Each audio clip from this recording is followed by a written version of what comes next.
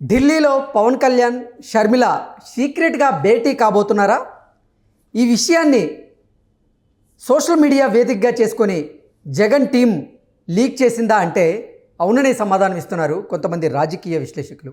ఇక ఇదే అంశానికి సంబంధించి మనతో మాట్లాడేందుకు ప్రముఖ రాజకీయ విశ్లేషకులు జగదేవ్ గారు మనతో ఉన్నారు. ఆయనతో మాట్లాడదాం. సార్ నమస్తే అండి. నమస్తే అండి.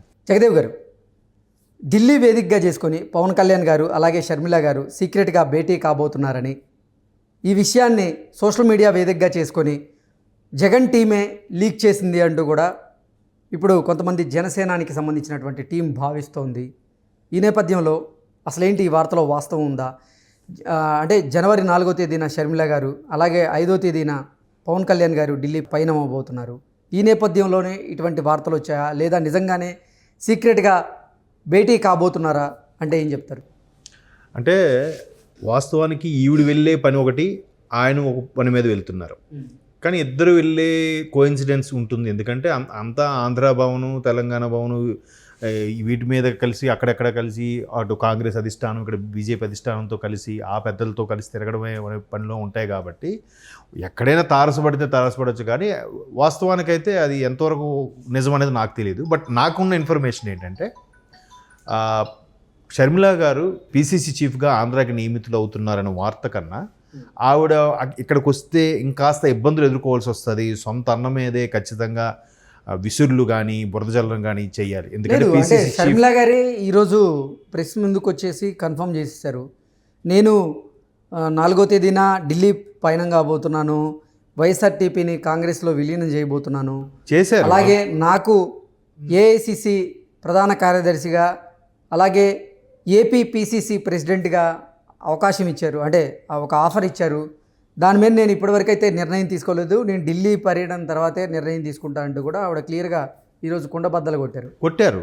కానీ వాస్తవానికి ఏంటంటే ఒకవేళ ఇక్కడ కాంగ్రెస్గా వస్తే కాంగ్రెస్ని ఓ మోస్తరుగా లేపడానికి, కొంత ఓటు బ్యాంక్ పెంచుకోవడానికి ఉపయోగపడుతుందే తప్ప మెజార్టీ వస్తుంది లేదంటే ఒక 5-10 సీట్లు గెలుచుకునేంత స్థాయి అయితే ఉండదని నా అభిప్రాయం ప్రస్తుతానికి. ఎందుకంటే కాంగ్రెస్ ఎంత ఇబ్బంది పెట్టింది, ఎంత అన్యాయం చేసిందనే విషయం ప్రజలు ఇంకా జీర్ణించుకోలేకపోతున్నారు ఆంధ్ర ప్రజలు. మరోవైపు బీజేపీ కూడా తాత్సారం చేస్తూ స్పెషల్ ప్యాకేజీలు కాదు, స్పెషల్ స్టేటస్లు కాదు, ప్రాజెక్టులు కాదు, ఏమీ చేయలేదు.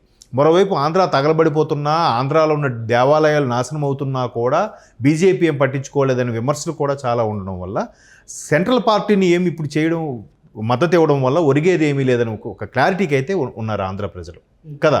సో ఇప్పుడు ఈవిడ కూడా ఇక్కడికి వస్తే మరి కాస్త ఉన్న ఎడమొహం పెడమొహంగా ఉన్న అన్నా చెల్లెల బంధాలు ఏవైతే ఉన్నాయో అవి ఇబ్బందులు అవుతాయి. బట్ అధిష్టానం ప్రెజర్ చేస్తుంది కాబట్టి ఆవిడ నిర్ణయం తీసుకోవడానికి సిద్ధపడ్డారు. కానీ ఇన్ కేస్ అవకాశం ఉంటే ఏఐసిసిలో కీలక పదవిని ఆశించే పద్ధతిలోనే ఉన్నారు. అలాగ అవుతూనే మరోవైపు వైఎస్ఆర్టీపీ శ్రేణులు కూడా కొంతమంది ఆ శ్రేణులు మాట్లాడుకునే విషయం ఏంటంటే ఆవిడ తెలంగాణలో ఒక కీలకమైన నియోజకవర్గం నుంచి పోటీ చేసే అవకాశాలు కూడా లేకపోలేదు. అంటే నాకు కొంతమంది మిత్రులు చెప్పిన విషయం ఏంటంటే నల్గొండ సీట్ని ఎక్స్పెక్ట్ చేస్తున్నారు అన్నట్టుగా కూడా ఏదో చూచాయిగా ఉన్న వార్తలు. మేబీ అందుకు మళ్ళీ రిక్వెస్ట్ కోసం వెళ్తున్నారేమో కూడా అనుకోవచ్చు కదా. ఈరోజు అయితే కుండబద్దలు కొట్టినట్టు చెప్పారు. అది ఏది కుండబద్దలు కొట్టినా అక్కడ వైసీపీకే నష్టం అనేది జరుగుతుంది. బట్ కుటుంబంలో అన్నాక ఎన్ని అనుకున్న వాళ్ళు ఒకటే కుటుంబంలో అన్నీ కలుస్తుంటారు, మళ్ళీ చేస్తూ ఉంటారు. కాబట్టి రేపొద్దున ఆవిడ వాళ్ళ అబ్బాయి పెళ్ళి కూడా ఉంది. సో అక్కడైనా కలవాల్సి తప్పదు. సో అందుకు రిలేషన్స్లో ఇంకొంచెం కాస్త ఎడమొహం పెడమొహం అయిపోయి ఇబ్బందులు పడతాయి. రేపు పొద్దున్న పంపకాల్లో కూడా ఇబ్బందులకు జరిగే అవకాశాలు ఉన్నాయనే నేపథ్యంలో ఈవిడ మరలా వెళ్తున్నారని ఒక వార్త.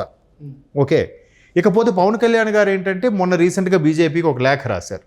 లేఖ రాసినప్పుడు లేఖలో ఏం చెప్పారు, ఇక్కడ జరిగిన ఆగడాల గురించి, ఇక్కడ జరుగుతున్న అన్యాయాల గురించి ఆంధ్రాలో ఇంకా మీరు పట్టించుకోరా అన్నట్టుగా, అసలు ఇంత జరుగుతున్న ఇన్ని స్కాములు అవుతున్నా కూడా ఇంకా బెయిల్ మీద బయట తిరగడం ఏంటి, ఇంకో సిబిఐ ఎంక్వైరీ ఏం లేవా అనే ఉద్దేశంలో ఆయన ఒక లేఖ రాశారు. ఇన్ని రోజులు బీజేపీకి తెలుస్తుందిలే, వాళ్ళకి తెలియకుండా ఉంటుందా, అయినా సరే పోనీలేని పట్టించుకోకుండా ఉన్నా కూడా ఇప్పుడు ఎప్పుడైతే మరలా తెలంగాణలో పొత్తు పెట్టుకున్నారు జనసేనతో, ఇక్కడ కూడా పొత్తు పెట్టుకుంటామని పురంధేశ్వరి గారు చెప్తున్న వ్యాఖ్యల ప్రకారం పెట్టుకుంటారు. కాబట్టి ఇంకా తాత్సారం ఎందుకు, నేను వాళ్ళతో తేర్చుకుంటానే ఉద్దేశంలో కూడా పవన్ కళ్యాణ్ గారు ఢిల్లీ వెళ్తున్నారు బీజేపీ పెద్దలను కలవడానికి ఒక వార్త. సో వీళ్ళిద్దరూ ఎక్కడైనా కలిసి మాట్లాడుకోవచ్చు, అంత వైరం ఏం లేదు. పవన్ కళ్యాణ్ గారితో పవన్ కళ్యాణ్ ఎప్పుడు ఆవిడ విమర్శించలేదు, ఈవిడ కూడా ఆయన గురించి ఎప్పుడు భేదాభిప్రాయాలు గట్రా ఎక్కడ ప్రదర్శించినట్టు కూడా లేదు.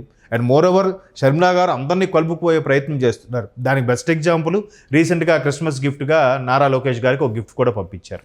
అది లోకేష్ గారు ట్విట్టర్ ద్వారా స్పందించారు, మీడియా సమక్షంలో కూడా చెప్పడం జరిగింది.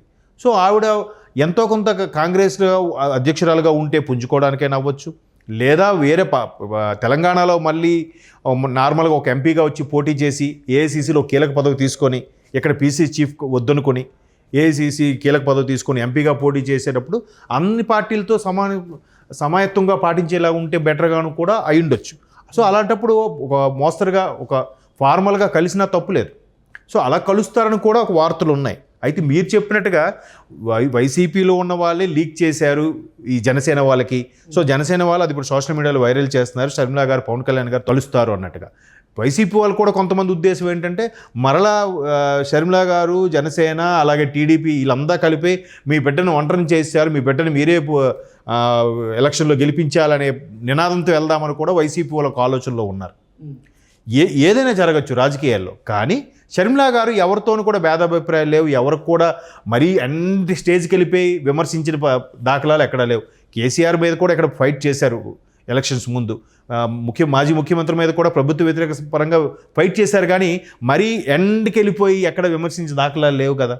సో ఈవిడ ఒక పని మీద వెళ్తున్నారు, అతను ఒక పని మీద వెళ్తున్నారు. మేబీ ఎక్కడైనా మన ఆంధ్ర భవన్లో కానీ హైదరాబాద్ భవన్ సంబంధించి కానీ ఎక్కడైనా కలిస్తే కలవచ్చు, మాట్లాడుకోవచ్చు. ఆవిడ ఫెమిలియరే, ఇతను సూపర్ స్టార్ ఫెమిలియరే.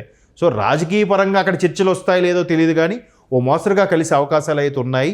దాన్ని వైసీపీ వాళ్ళు ఎందుకు ఇలా లీక్ చేసి జనసేనకు లీక్ చేశారనే విషయం అంత పూర్తి స్థాయి ఇన్ఫర్మేషన్ అయితే నా వరకు లేదు. ఇలా కూడా ఒక రాజకీయ వ్యూహంగా మనం భావించవచ్చా? మరి అయ్యుండొచ్చు. అసలు కలుస్తారో లేదా అనేది ఇప్పటి వరకు క్లారిటీ లేదు, కానీ కలుస్తారనేటువంటి ప్రచారం అయితే ఇప్పుడు సోషల్ మీడియాలో వస్తుంది. ఈ నేపథ్యంలో అసలు అంటే వైసీపీ వాళ్ళు ఇలా చేయడానికి కారణం అదొక రాజకీయ వ్యూహమా, లేకపోతే ఎలా చూడాలి? రాజకీయ వ్యూహం అన్నా కన్నా వైసీపీలో కూడా చాలామంది అందులో ఉంటూనే అందులోంచి ఎప్పుడు బయటకు వద్దామనే ఉద్దేశంలో కూడా ఉన్నారని అనిపిస్తుందండి.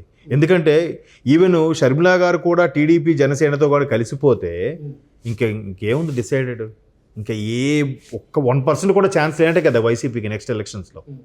మేబీ అలా కూడా వెక్స్ అయిపోయి వీళ్ళే బయటపడలేక అలా ప్రచారం చేస్తున్నారేమో కదా, అలా కూడా అనుకోవచ్చు కదా. సో షర్మిలా గారు కూడా ఎవరిని తప్పు పట్టే ఉద్దేశం కాదు, అందరితో కలుపుపోతున్నారు. మన లోకేష్ గారికి ఇచ్చినప్పుడే మనకు అర్థమైంది అక్కడ అంటే ఎంత జోవియల్గా ఫ్రెండ్లీగా ఎవరైనా విమర్శలు చేశారు ఎంతవరకు, బట్ ఆమె గిఫ్ట్ పంపించింది. ఈయన కూడా అంతే ఇదిగా అంతే మెచ్యూర్డ్గా తప్పకుండా గిఫ్ట్ తీసుకున్నారు, రిసీవ్ చేశారు, అది ఓపెన్గా రెస్పాండ్ అయ్యారు, ట్విట్టర్ ద్వారా కూడా చెప్పారు. సో ఇప్పుడు పవన్ కళ్యాణ్ గారు కూడా అందరినీ కలుపుకోయే తత్వమే కాబట్టి కలవచ్చు. ఇది కలిస్తే వైసీపీకి ఇంకా మైనస్సే అవుతుంది. వైసీపీలో ఉండే వాళ్ళు లీక్ చేస్తున్నారంటే వాళ్ళకి అందులో ఉండడం ఇష్టం లేక, బయటికి రాలేక, ఉండలేక, ఎమడలేక ఇలా బయటికి లీక్ చేస్తున్నారేమో అని నేను అనుకుంటున్నాను.